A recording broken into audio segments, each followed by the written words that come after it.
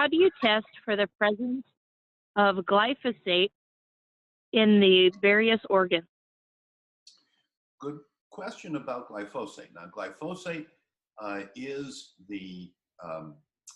basically the insecticide molecule that has been incorporated in what we call GMO foods. Genetically modified foods generally have the glyphosate added into them in their genetic code.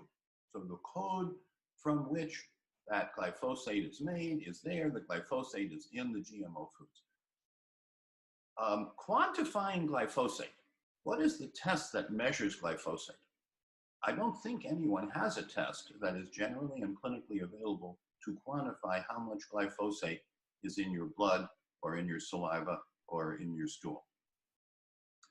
I do know that at the research level it can be done, but it is extraordinarily challenging to get the accurate specimen and then expensive to do the analysis. My answer to that question is just avoid GMO foods. If you eat whole foods, grown organically or biodynamically, grown at home, purchased through local farmers, participating in community-supported agriculture CSAs, particularly organic or biodynamic CSAs. In our area, we're fortunate to have a biodynamic CSA.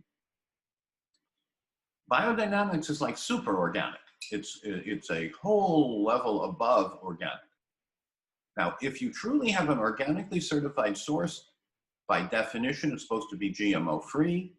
Turns out that it's a little complicated to make sure that organic is organic and not GMO-containing. And we do really want to avoid glyphosate. I think you want to avoid genetically manipulated foods because the science is still not done properly.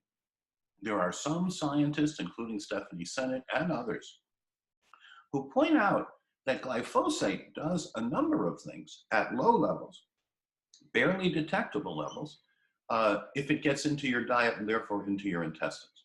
And what does glyphosate do? Well, it causes you to waste magnesium, the essential mineral electrolyte that is often deficient in people to begin with. So anything that reduces your uptake or enhances the loss of magnesium would be something to avoid. Glyphosate takes energy down in the digestive tract, which is an energy-needing part of the body. In fact, the enterocytes that line the gut depend upon glutamine and recycled glutamine, such as Endura PackGuard, for their energy and for their renewal and for their rehabilitation. And so I predict that when the studies are done, exposure to GMO foods, and therefore glyphosate, will be in the future confirmed as a cause of atrophy of digestive capacity, of enteropathy, which means the good nutrients you take in do not get assimilated into the body properly. And remember, we want you to have a diet that you can digest, assimilate, and eliminate without immune burden. So my answer is, I don't know of any simple test that quantifies glyphosate in small amounts. It is apparently a digestive impairing molecule, best avoided. And I think the way to avoid it is to shift to a diet that is richer in whole and seasonal foods that you can digest, eliminate, and assimilate based on your LRA test, therefore no immune burden. And then test that every 6 months while rehabilitating your digestion, because if your digestion is really strong, the tiny amount of glyphosate you might probably get if you ever go to a restaurant or if you ever go and have something from a package that is warmed up and made for a meal.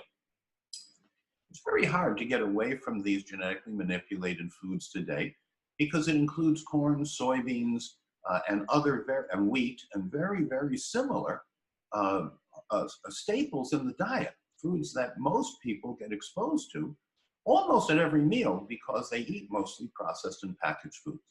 So the short answer is, we don't know how to measure glyphosate individually. We know to avoid glyphosate individually and collectively, and the way to do that is by eating whole foods whose source you know, organic or better, and that's the way I've chosen to live. and feel and function better, I believe, because of it.